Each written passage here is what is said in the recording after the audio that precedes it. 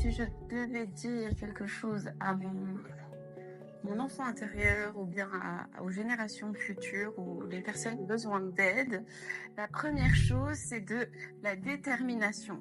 Tenir, peu importe les obstacles, il n'y a jamais d'échec tant que tu te relèves. Ça, c'est hyper important parce qu'il y a que des apprentissages et la vie, malheureusement et heureusement, elle est là parfois pour t'éprouver. Et quand tu éprouves la vie, que tu connais la douleur, bah c'est là où ta force d'alchimie peut complètement se transformer et tu as un processus en fait de renaître de tes cendres. Et c'est simplement là que tu connaîtras ta force. Parce que sinon, si la vie reste monotone ou bien peut-être qu'elle peut être douce, mais elle sera douce après en fait. Alors pour les personnes qui ont justement vécu beaucoup de traumas, de choses qui sont difficiles, ce que je peux dire, c'est tenez bon, et surtout la deuxième chose, c'est garder bon cœur. Malgré que les gens peuvent vous triturer, vous insulter, vous malmener, vous juger, ne faites pas cas, même si c'est très très très complexe, parce que surtout quand on est plus jeune, on veut appartenir à ce monde qui est complètement à l'envers, mais on veut quand même se dire ah, on a notre place ici, mais la place, c'est toi qui prends ta place, c'est pas les gens qui te donnent une place, c'est toi qui prends la place qui te revient de droit. Et c'est comme ça que tu attireras les gens qui seront dans la même vibration que toi, et pas être conforme à des gens qui ne savent pas qui ils sont ou ce qu'ils veulent être, ou qui te font croire qu'ils connaissent des choses qu'ils ne savent même pas alors qu'ils se sont même pas rencontrés eux-mêmes. La troisième chose, c'est de continuer à croire, à être connecté à la vie, que ce soit par la nature, les animaux, tous les êtres qui vivent et qui sont en vie, et surtout l'aspect spirituel. Mais la spiritualité, c'est vraiment un art de vivre. On vient du cosmos, on vient des étoiles, on vient du grand tout. Et plus on va sortir de son état bien que l'individualité est très importante, mais plus on est observateur de sa réalité, plus on arrive à avoir un point de vue, on est un aigle en fait, et on est justement dans une vue 360 en fait, on prend de la hauteur face aux situations de la vie. Et c'est comme ça qu'on arrête de jouer aux jeux égotiques. Qu'est-ce qu'il y a d'autre que je pourrais vous dire?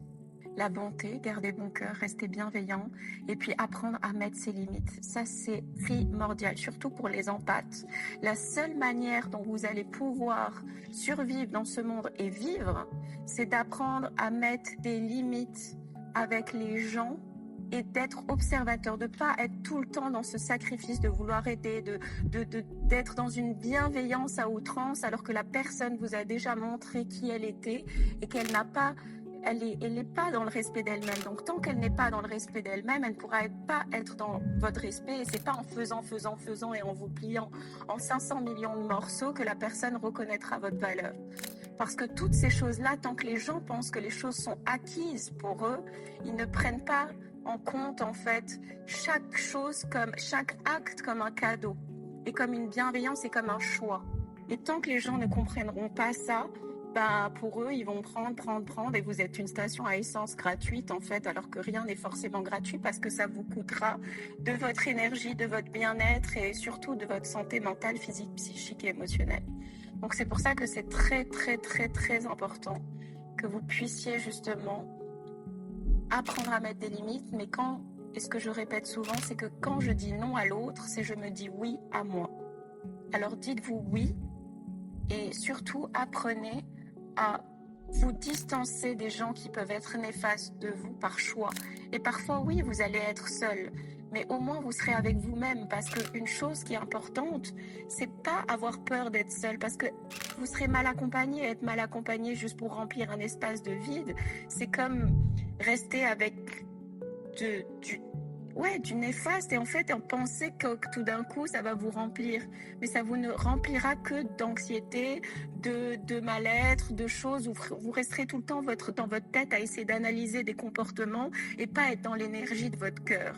Or tout ce travail-là permet de vous, à travers les limites, créer une forteresse d'amour pour votre cœur, et pas de barricader votre cœur et puis après vous couper de votre propre énergie, de vos propres émotions par protection, et finalement la personne qui sera en plus en distance de vous, ça sera vous.